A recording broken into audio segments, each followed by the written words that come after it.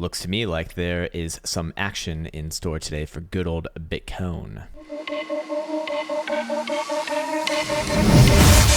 me into my zone. Let me into my zone. Please don't let me into my zone. Let me into my zone. Let me into my zone. Let me into my zone. Please don't. Well. Welcome back to Krown's Crypto Cave. It's a nice little Tuesday morning over here from a very bright and sunny Helsinki, Finland, getting a little bit too hot for my own tastes. And today's a very special day for myself because I have to go back to the doctor and hopefully receive something that resembles good news. So that means I won't be on Twitch today, but I will be in the background on Discord hanging out and watching price action, as I do think that we are getting into the more interesting parts of this sort of phase that Bitcoin's been in for the last month and a half, 2 months. So there's plenty to talk about with regards to that today, not just on the lower time frames, but how they interplay with the medium and higher term time frames, which is always a very interesting way to kind of relate those ideas as well. That is the art in and of itself, I suppose, having a nuanced view on these different sort of looks on price action. Anyways, on top of that, I do want to say that what else do I want to say? Actually, I don't know what else I want to say. Yes, let's talk about the Krown trading application. It's right in front of your very face. It is free. It can be found at app.krowntrading.net, and we now have the open interest chart live. It will be beautified and changed pretty massively in the next update, which is coming relatively soon. I haven't spoke with the developer today, but I do believe that is coming in the next update, which should be in the next few days here. Anyways, just click on the number and it'll bring it right on up. And more importantly, let's focus on the actual number as it is at 655 million. Now, I wish that we had data going back for like the last 2 months to really compare this with, but what we really want to show is that the open interest has essentially been oscillating between about this $700 million mark and also about 550-ish million, which has been demonstrative that Bitcoin is still within the same sort of phase as Bitcoin's been working off of its lows since March 13th, which helps kind of round out the analysis by providing an underlying market dynamic which further verifies, what we're looking at as far as just this being a consolidation. But is a consolidation bullish or bearish? Well, that's what price action is going to tell us. So with regards to that, it does say that as far as the macro goes, we've just seen one massive consolidation, now setting up for a big resolution, which I do believe, if you've been listening to these videos for like the last few weeks, I think it's actually coming this week, most likely. But of course, timing of these sorts of things is more up to critical points rather than my opinion on it. So we'll get to that in just a little bit over here. But other than that, all the top end metrics are still more or less the same. I feel like I've said that exact same sentence for the last 2 to 3 weeks. We see Bitcoin dominance just oscillating between about 63.5% to 64%. Total market cap a little bit above 200 billion with a B. And we do see that the fear and greed index is now kind of getting to the highest that we've seen it really in the last couple of months at around a 27, 28 read, which again is the thing that actually really makes me think that this could turn around to be bullish and blast its way up to 84, 8,500-ish region, and maybe even reach all the way to 95 overall, as Bitcoin is, has quite literally doubled off the lows, and people are still very fearful, which you would expect that we would be getting at least into the neutral zone and probably even the greedy zone by this point after like literally a 100% gainer, right? Anyways, for now, I think it's time to get into the actual price action charts themselves, and let's go right on over here. Starting off with the daily look on, I believe I'm on, let's actually go to GDAX, follow up on the charts that we were looking at yesterday. So we did get another attempt back up into the blue box territory of peace and prosperity, or death and destiny, if depending upon which side that you're on. Let me actually raise this up a little bit. There we go. Nice little test into the top side, right around 7,800 even. And I do like this area now as it's really starting to formulate not just with higher term time frame areas, but also the lower term time frame oscillators, as we're going to go over in just a second here, are starting to give signals once again. So I actually did take a position based off that, not because it's guaranteed 100% to work out. No, that's never going to be a part of trading, unfortunately, at least in the way that I've seen to this date, and the 28th day of April of the year 2020. I have not met a single trader who is perfect in all of their trades for eternity of eternity. But what I have seen is that a technical or good sound understanding of technical analysis and trading strategies can provide you a statistical edge, which over time is, well, that's something that you can depend on. At least that's what I've seen for myself and many others. And more importantly, right now, we are starting to formulate a pretty big case here. So not only do we have that open interest reading still kind of suggesting that Bitcoin's been building up if you're familiar with Wyckoff terms, Bitcoin's been building up a massive case, which obviously leads into a massive resolution. And for 2 months or almost 2 months now of just going straight to the upside, I would say that this is the pivotal moment right here, right now, coming in this next week, I do think. So as it stands, lower term timeframes are starting to not just kind of brush up against resistance right here, right around that 7,800-ish level, which is also it's also a macro level as well. But we are starting to show lower term time frame divergences. We do see 4-hour RSI giving us 1, 2, 3, 4 drives of divergence going all the way back from 23rd of April. So that's all this run right here. So I do think that we're at the very least due for a short-term pullback. And on top of that, we do see 4-hour momentum oscillators actually snaking around a little bit, but I'm curious where our reverse stoch integrated cross would kind of signal that back to the downside. And as you can see right here, it's currently right around 77.15-ish region. Let me just make sure that everything's going well over here. Okay, all right, looks good. And never mind. Yes, Elsa, yes, that's awesome. So with regards to that, we do see that it'll remain to the downside, or sorry, it'll cross to the downside as it's technically to the upside right now if Bitcoin closes this next 4-hour doodle below 77.15 and 30 cents, if you want to be super exact. But I'm curious how all the lower term timeframes are going to react with that. Do we see essentially agreement in this region? And if we go to the 3-hour, yes, 77.08.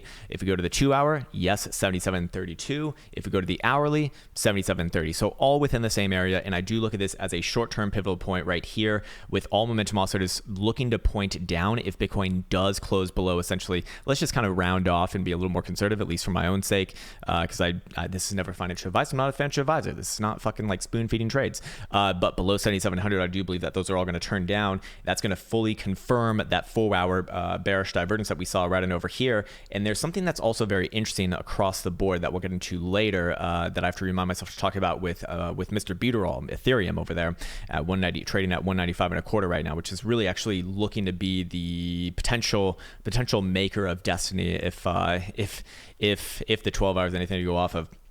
Anyways, as it stands right now, so we do see that the lower term timeframes are going to have a chance to actually turn down here again with the next 4-hour doodle closure coming in about 1 hour and 44 minutes and 53 seconds. If that happens below about 7,700, especially, I would look for that to play out that bearish divergence, probably bring us back down to about 74.50-ish region, 7400 even, something like that. Let's see where our blue boxes of destiny are right here, and we do see that they're right around about 74.50 to 74.25. In fact, I'd actually readjust this a little bit lower to make it more like 7,400 to 7,450 even. Yeah, I think that looks a little bit better. And yes, I would be looking for a run down, a swipe down there if that next closure does get confirmed, as that's going to force all the momentum oscillators for the lower term timeframes to come back down. But how does that relate to the higher term timeframes? Or sorry, even before we get to the higher term timeframes, how does that relate to the medium term timeframes? Well, let's go over here to the 12-hour, and the 12-hour is looking very interesting as well, because we do see 12-hour stocks getting way up there, which is not not a bad thing in and of itself. It can never get like too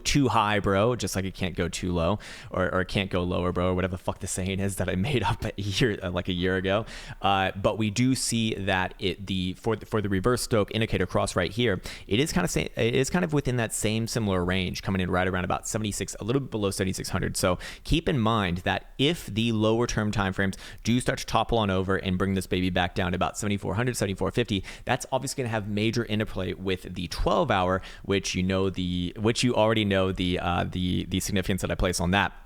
On top of that, we do see the culmination of about 2 months of straight contraction on the 12-hour historical volatility percentile, because I already have my trend line in there, and that's coming in at an apex in middle of May, sometime around the good old halving. I would postulate, and that means that we're very likely to resolve this. I think really within the next few days, maybe even today.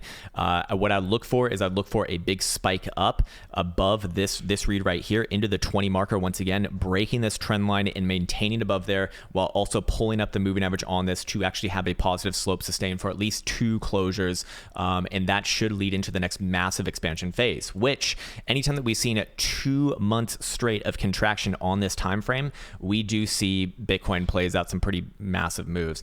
To put in perspective, last time that we had something like this was back here, I believe it was. Sorry, let me actually just zoom out. Yeah, there we go. We had a nice contraction phase going on from what was this, October of 2019 to like late November of that same year, and that was this whole move here from about 9.5 to what was it, like 6.5 region, and then setting up for the big bad reversal right on after that. So it's the actual reversal is the result of that contraction phase. So actually, what we're looking at and what we want to compare to is this right here. That's a $4,000 move to the upside, but on a percentage gainer, it's something pretty damn crazy, like a 60% gainer to the upside, and that's pretty consistent with Bitcoin's history. We do see a similar read over here, where Bitcoin has a 2 to 3 month long contraction phase on the 12-hour historical volatility percentile, coming in from late November of 2018, culminating in about mid to late January of 2019, and that was this whole move down right here. Again, setting up for a pretty massive reversal. This one a lot more impressive, actually, going all the way from kind of that last read right there to the next high of technically like 170%, which is that always going to look like that? No, it's not always going to look like that. But at the very least, I'd look for, I'd look for a comparable move like this, another 60% move up almost immediately, especially on this move that we saw in April, pretty much just 1 year ago, actually now, or about 11 months ago now, I suppose you could say. And then of course, we have a few examples other than that. This one over here kind of stands out from April of 2018 to June of 2018. And that leads up for this reversal right on over here. Again, another, let's see what it is, 40.5% move to the upside, pretty damn nice. Now, all of these ones actually had led on to reversals to the upside. It's not always going to work like that. I'm sure that we could find a nice one to the downside as well. In fact, we can see one right here actually on the last top, so fair enough. But the direction is not implied. The severity of the move is what it is implied. Now, I want to bring this also to something else as well. I want to bring it all over to the 12-hour Joule, which this is not in any way, shape, or form a signal. But what I do think is interesting is that anytime the light blue oscillator of this, the most reactive oscillator, has gotten into this sort of critical territory right here, let's just see what's happened in the past. Again, this is not even a setup for a signal, so I fucking fear talking about this, because then I'm gonna get a million messages like in the future about, but Krown, it's over here now. What, this means something, right? No, it doesn't. It might mean something, but just understand the logic behind this. For the people in the Joule, watch the videos, please. It is the best. That is the best way to learn how to actually use it. But right now, I'm using it in a little bit more of a different way, as it's kind of going to tell us a little bit more about perhaps something to go off of in the past. And we do see that anytime we've kind of gotten into this region, we do have a pretty specific signature coming in from 9th of February. That was this whole. Hold on, let me get rid of this. A little bit of nasty right there. That was this whole move right here from about 10.5 to 4,300. The time before that we got this high was, let's go back in history a little bit more, 5th of August. That was this high over here, by the way, coming in from 12,000 before a quick move down to about 9,300, 9,400. So multi-$1,000 move there. The time before that was this guy right here, coming in quite literally right at the $14,000 high before a $4,000 move back down, or $5,000 move back down to low 9,000. The time before that we were this high was on this big rally up here. This one obviously did get ultimate continuation to the upside. So again, it's not saying that it's going to be like a macro reversal, but it does say that, again, this is a pretty massive move here. It doesn't look like much when you're looking at this high of a time frame, or sorry, this much of a price action, but 24% certainly very much reasonably traded, I would say.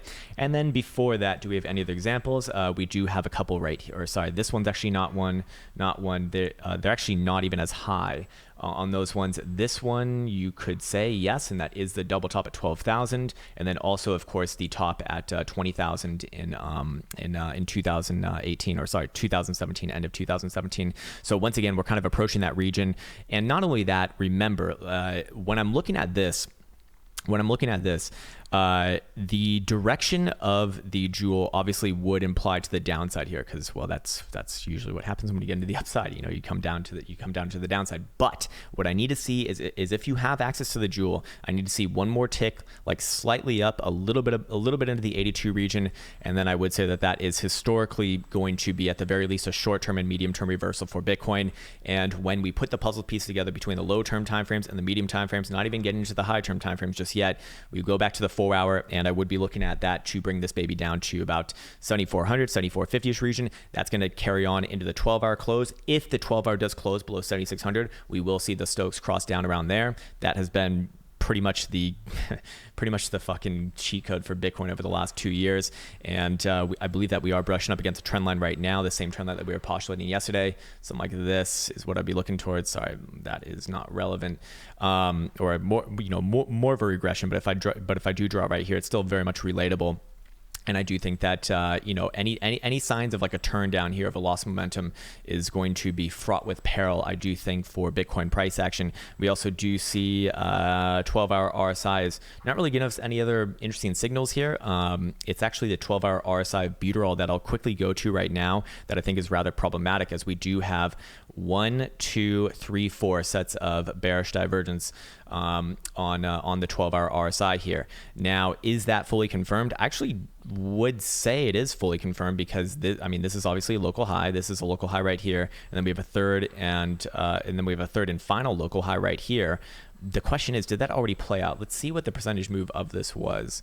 5.5%. I'd say that that's unlikely. I do think that this will come back down to like 185.5 region, although it looks very resilient right now, like very, very, very, very, very resilient, which is kind of strange. Anyways, going back to Bitcoin, we don't see the same thing on Bitcoin, which makes me skeptical that's actually going to play out, because I do put the most importance on Bitcoin. But as I've been stating, today or this next like day and a half of price action is the big test for the McDonald's for myself. Am I going to keep the McDonald's on my roster right here? Well, if we do confirm a local high here, and if we head back down to low 7,000, yes, fucking absolutely, because, well, this is the only one that's giving anything resembling divergence on Bitcoin right now. You can see that we're starting to loosen up on the momentum a little bit as the histogram semi-fades. Not anything crazy right now, but we do have potential 1, 2, 3 drives in place as Bitcoin does approach not just a major macro area, but also, well, we'll get in that. We'll get to that in a little bit here, but I want to finish this thought. So if Bitcoin does confirm a local high here, which would be had, especially if Bitcoin closes anywhere below 7,600, sounds familiar with the 12-hour. In fact, I do think that we could use that as a nice pivotal point. Then I would be looking for that divergence to play out on the 12-hour, on the daily MACD, and that's probably going to be good enough to bring this baby back down to the low 7,000s, like 7,150 ish region down here, which would start to correlate with our rising trend line coming in from the March 13th lows, somewhere right around about 7,150 ish region. I think this is maybe more accurate on my BitMexican chart. I haven't really been updating my my stamp chart, or maybe it's my GDAX chart that I'm actually keeping it nice and simple on this one, which is still kind of formulating a nice rising channel. Now, could I be completely wrong in all of this? Well, yes. I mean, this is trading, of course. Of course I can be wrong. The pivotal moment is, though, and yes, I am in position, by the way. I did take a position early in the early morning hours on that last spike up, but a very easy position to manage nonetheless, as there's a very natural stop point right here. So going back to our BitMexican chart, I want to kind of overlay also that this macro area right here is very interesting to me, because not only is it the order block coming in from our last major breakdown in early March, going from 8,000 down to 4,000 essentially. It's also a massive breakout from this liquid zone from this last accumulation right here before a $4,000 move to the upside. So $4,000 move to the upside, $4,000 move to the downside. It's historically relevant, and not only is it historically relevant just from the most simple of tools, we also do have of course our trend line coming in from our 12th of February high at about 10.5, kind of meeting with price action right now, all intersecting at the same areas. If we throw on a good old fib, we should see the 618 coming in exactly where we are right now, which I do like. And that's also meeting up with the fact that we do have divergences actually not confirmed, but almost confirmed, especially below 7,700 on our lower term timeframes, plus higher term timeframes looking for that follow through to potentially be confirmed on the next 12-hour close in about 6 hours, and the next daily close in like 18 hours, I guess it would be. And then that's going to force all the momentum oscillators down from those points, or at least the 12-hour, which we have not looked at the daily just yet. So what is the daily dealing with? Well, the daily is right at the 200 simple and 200 exponential moving average, which I do think is rather significant here. And we do see that the reverse Stochastic indicator cross right now, while it is technically to the upside, of course, just to confirm right there, and let me get rid of the McDonald's right now. Oh, the McDonald's. I fucking stupid. Sorry. It's so silly. So sophomoric, Krown. Wow. How do you do this? Well, that's a good question.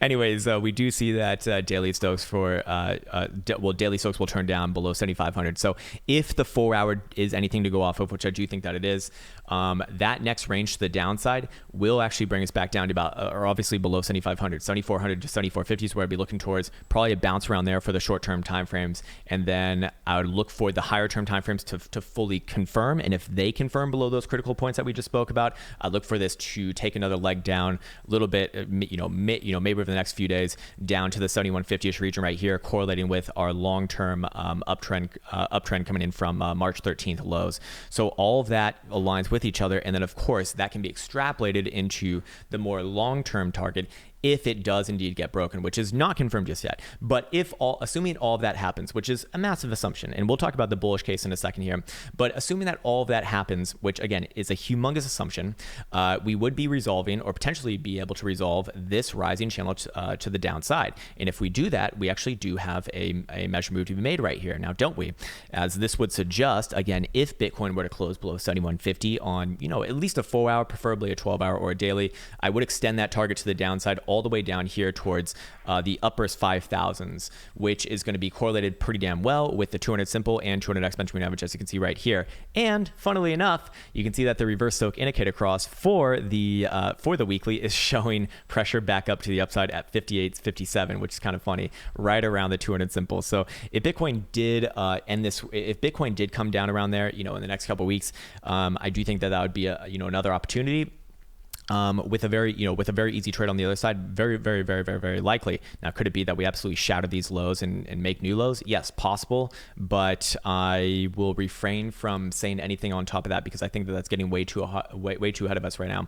Now, just like the downside, I think is pretty damn clear. The upside case is also still very much relevant as well as technically speaking, we are closer to breaking to the upside. If Bitcoin does close on new highs above this last 4 hour high that we printed right below 7,800, I would look for, at the very least, a very quick test to about 8,000. But realistically, I don't see anything stopping Bitcoin there. I do think that Bitcoin would make a leap up to about 8,300 to 8,400 right around here before playing out a short-term downside move, and then probably reaccumulating, and then later shooting up for mid to low 9,000s actually.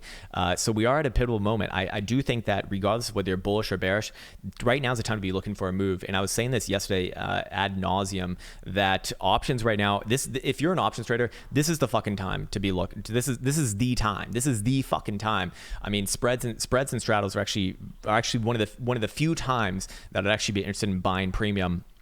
And can be done a million goddamn different ways. Of course, there's a million fucking different strategies, but at the end of the day, everything comes down to some variation of a spread, strangle, straddle, or cover, usually, and it's some variation of that. And then they just combine them with each other, and then they come up with weird names like the reverse iron butterfly cross bitch fuck.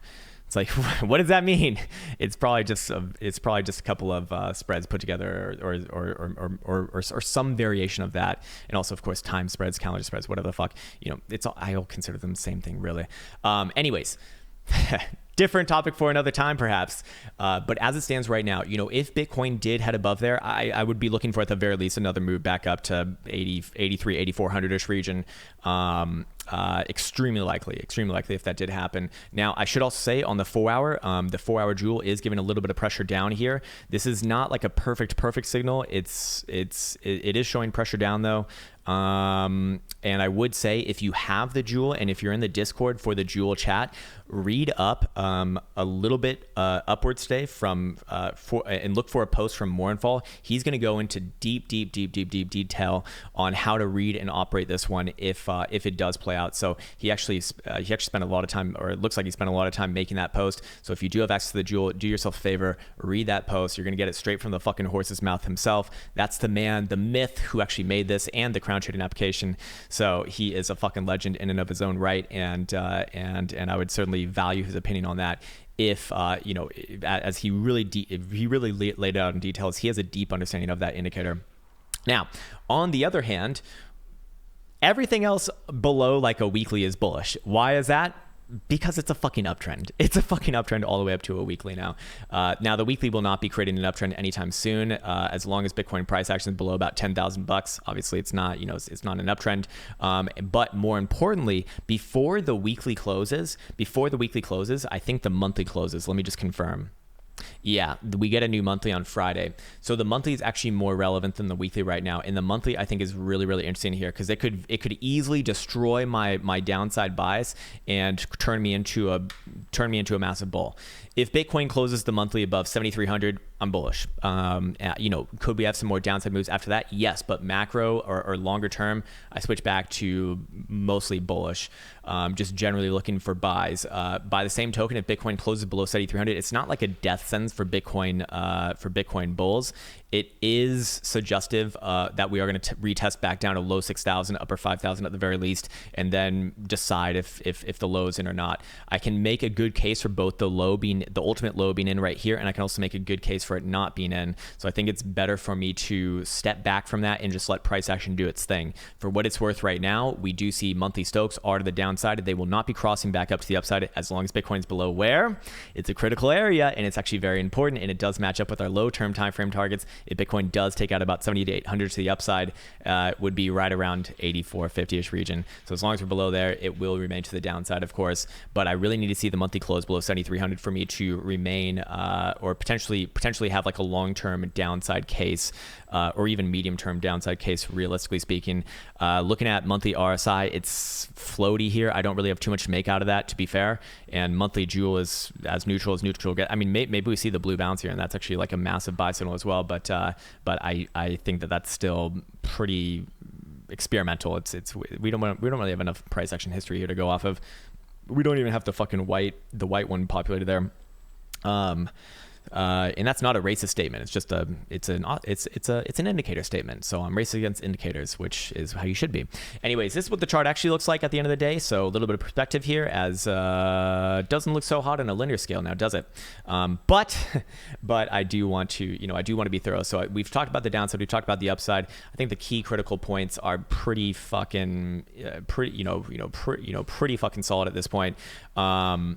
We do see, to kind of outline the idea that I do think that we're going to be looking at a move. I mean, I think we're going to see the beginning of this move like today or tomorrow, very likely.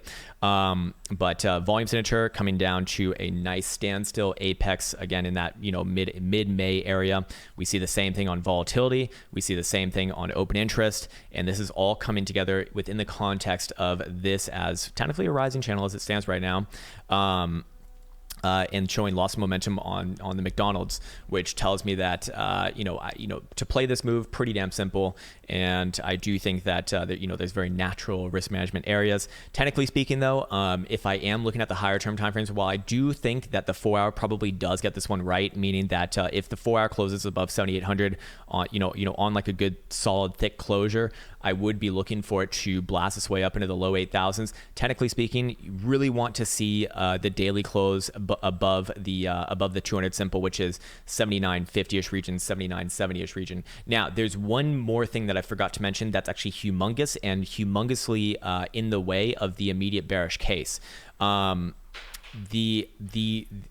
big reason why I actually think that it's not appropriate to get like super bearish right now is because of the 2-day. The 2-day had a really good close yesterday. If the 2-day, the 2-day did not close above the 200x benchmark average, but it did close above the 55. Here's why this is relevant.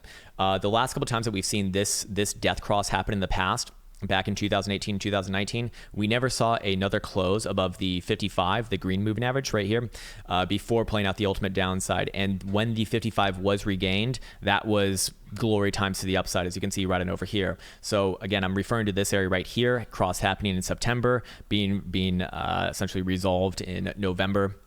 We do get a test to the 55, but we do not certainly close above. And if we go to the example before that in 2014, 2015, same thing essentially, as Bitcoin does Bitcoin does test the 55 and even the 200 in this example here, but we do not get any closes above, and there's no closes above the 55 until the actual low for that cycle is in. So that would be a damn good counterpoint to the 2-day death cross bearish case. So I do think that talking about like a 50% move based off the past results is not actually right, or it's not available anymore, because we're seeing something different here. We're seeing something different, and as you can see right here, I mean, the 200 simple is actually coming in right around 83.50ish region. So yeah, if Bitcoin does take out that last little high, mid low 8,000s is where I'll be looking towards. And it looks pretty good, but again, for perspective, we do see two-day stocks getting up there. That's fine. That's to be expected during a strong trending move. But they will turn back to the downside on any sort of a 2-day total closure below 75.30ish region.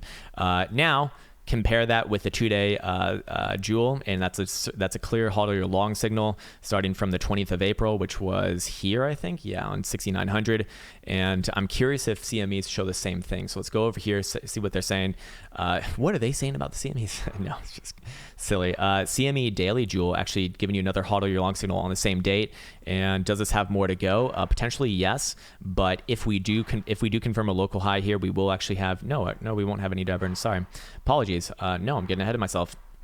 Daily SOAK still look good. Daily RSI looks okay-ish.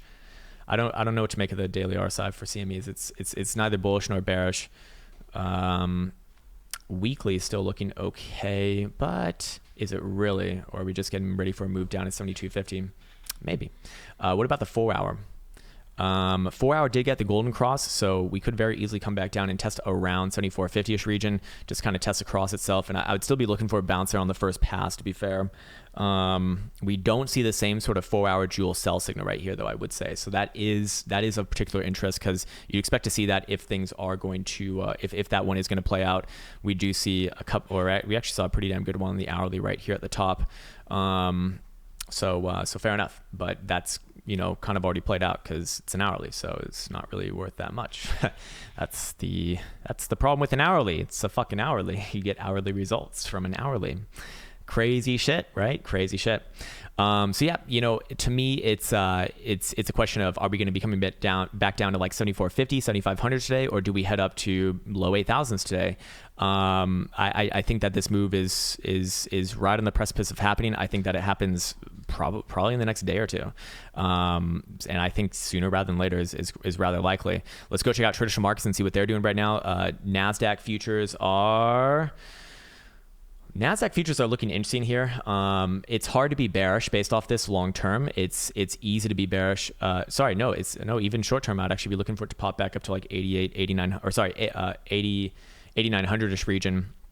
Looking good there for NAS futures. We have a very obvious uptrend coming in from this region right here, kind of wedging itself into its own ascending triangle. So I would be looking for a short-term move, probably back up to test this side. I don't know if it's ready to break to the upside, though. I do think that ultimately it will be, before breaking to the upside officially above like 89.50, it will very likely come back down and test around the 200 simple on the hourly around 8700-ish region. So I do think that that's rather likely. Looking at E-mini futures or SPY futures here, same sort of thing, kind of approaching that prior high. I do think that it's likely going to push back here, but is this like the ultimate high? And I do think that this thing is going to actually pull back quite a bit in the next month or two. I just don't think that we're going to be making a new low. I think that people are like way too bearish. Like it's definitely the crowded trade to be like Mr. Bear right now in the traditional markets. And if the low is in for traditional markets, or if I think the low is in for traditional markets, then I have to be consistent with that and say that the low is very likely in for Bitcoin. So I don't think that we'd be making lower lows, but I do think that we could definitely test down, a good 20, 30, maybe 40, 50%, something like that. And that would be, that's still very much tradable. Looking at the weekly here, it does look a little bit under pressure, to be fair, but I'm trying to find something unique about this. I mean, again, still an uptrend here, still looking good. So I do think that, I do think it's going to give another swipe of like yesterday or Monday's, or sorry, is that Monday? Yeah, Monday's high, and then probably come back down to the low side of the range, maybe down around like 2,800 again. And then I'd be looking for another bounce there, and then I'd like to reanalysize it after that. Anywhere above, if it does take a leg up, I'd be looking towards 295. 295 to even like 300 I think is in the cards. Ultimately, I do think that this thing will actually test the upside. It's just, do we get a short-term pullback first and foremost? I don't really have a strong opinion on that, because this is looking pretty strong here. I mean, this is clear reaccumulation. The question is just, do we get a fake out first and then pop up, or do we just go straight up from here? I don't know. Let's go look at Japan. How are they doing right now? Holding in there, looking ripe but not leading, hinting at a nice move to the upside, but not quite there just yet. So I'm not really getting too much off that. Looking at Germany, same sort of thing, kind of flagging out at a high level after a nice move off the lows. So I do think that it could be, we actually might see that today. We actually might see that today as well. Looking at spot though, not the futures, I would actually be looking for the pullback to happen first. And you know what, it's classic that the futures paint a deceptive picture, and I do think that we're probably going to come back down here, down to like 280, maybe even like 275 region, but I'd be looking for a bounce there. I'd only get bearish for like a nice move to the downside if we even just take out 272 to the downside. I would extend targets down to like 250ish region, and I do think that this will come down. I actually do think that this will come down. I just don't think it's going to make a new low. I think that the low's in, man. I think the low's in, and the next big down move is going to get everyone like super bearish again, and then we'll probably bottom out somewhere like right around like 250 or 240ish region, something like that, and then try again to the upside, and that should be it. But I can, we'll analyze it in real time. That's very unlikely to happen today. I think that we're just going to be playing out the short-term move today. Other than that, let's go check out some of the other market leaders, see if there's anything obvious that we didn't catch on Bitcoin that might be signaled by them. Mrs. Litecoin is looking flat on an hourly. She's flat as fuck, flat as a door. Disgusting. No, just kidding. Grab the chest. Elsa, give me the look. It's good. And let's see, what about like a 4 hour? Interesting. We did get the golden cross here, it looks like. And actually most of the oscillators are kind of in a bullish posturing. So interesting. If I was looking at Litecoin, I'd probably be looking for another move back up to $45. Bitcoin's very likely to set the overall tone for this one, but if Litecoin takes a leg up, it's gonna catapult to like $50 pretty damn fast. So if Bitcoin takes a leg up, I'll be looking for Litecoin to hit around like $50. Butyrol, like we said, bearish divergence all the way around. We actually did decent sell signal on the jewel right there, but didn't really give much of an edge. I mean, this is kind of like not. Yeah, that's not what you're looking for. That's a 5% move. 4 hour signal should give you like double-digit percentage. Daily is still at a very high level here. Let's see. Do we have divergence on a daily? We do not. There's no divergence on a daily, but it is present on a 12 hour. So we're very likely to resolve this today. Wow, look at that. All right, let's go look at probabilities really quick. Let's go back to BitMEX spot, and where's our levels? To the upside, I would say about 7,800, 7,850 if you want to be like super conservative. To the downside, the short term, the super short term, which has the avalanche of effects, is a 4 hour dildo closure below about 7,700, right? But is that really fair to be looking at? I don't think so. No, I think 7,450 is more fair for the medium and higher term time frame downside cases. But we'll look at both regardless. So to the upside, I'll just use 79 here to be a little more conservative, I suppose. Still pretty fucking likely today. In fact, the upside is significantly more likely than the downside as I have it. But we can change this a little bit. It shouldn't change too much on a 7,450 tick. Probabilities to the downside, yeah.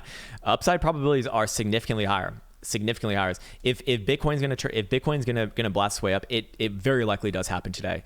Above 7,900, I'd be looking for a move towards, at the very least, obviously fucking 8,000, but 83 to 8,400 over the next few days, very likely.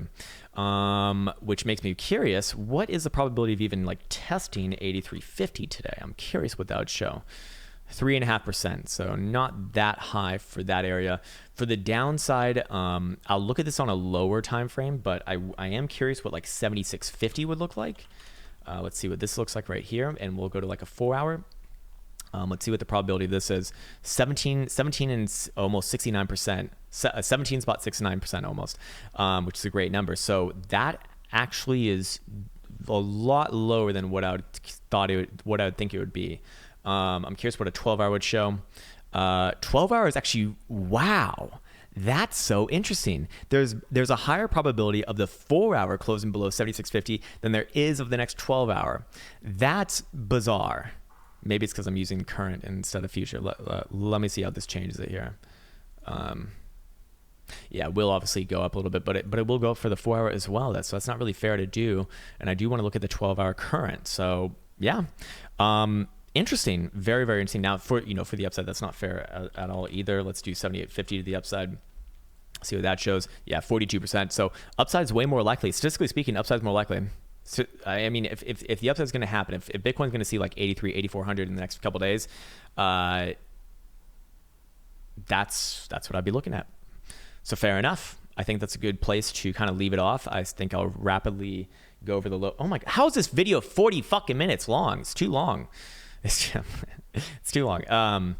To the upside, I'd be looking at 7850 on a little more conservative estimate, maybe 7900. Both look good to me for extension to like 8,400 over the next few days if that were to happen. To the downside, a 4 hour total closure below 7650 especially, but 7700 even at the very least is going to turn all those momentum oscillators back to the downside, and I would look for a move back down towards 7500 or sorry, actually, am I wrong about 74? Let's just call it 7450. I'd be looking for a bounce around 7450, and then we'll come back and reanalyze it, but that would keep the immediate bearish case open. And then realistically, any sort of a break below 7150 is the dooms drop as I have it. There will be bounces along the way, just like to the upside. There will be pullbacks along the way, but I do think that we'd ultimately reach up to, at the very least, 8400 region, and then set up for potentially move to like 95, somewhere up here. Around 94, 95 over the next month. And what's after this month? May. Yeah, May. Hey, there you go. Anyways, that's going to do it for right now. I'm going to be signing off. I will be going to the doctor later. Hopefully I get some good news. If I get some good news, we can start doing some Twitch streams again. And other than that, wishing you well. Take care, and until next time.